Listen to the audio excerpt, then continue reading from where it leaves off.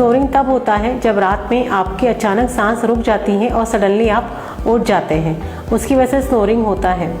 Snoring के कई कारण हो सकते हैं। ओबेसिटी, ठीक से पूरी नींद नहीं होना, एक्सेसिव अल्कोहल लेना, कैफीन लेना, उसकी वजह से आप दिन भर चिड़चिड़ रहते हैं, बात करते करते सो जाते हैं और आपको रियलाइज़ ही नहीं होता है कि आप बात करते करते सो गए हैं करके। इसमें से अगर ऐसे कुछ भी होगा तो आपको तुरंत आके अपने डॉक्टर से मिलना है।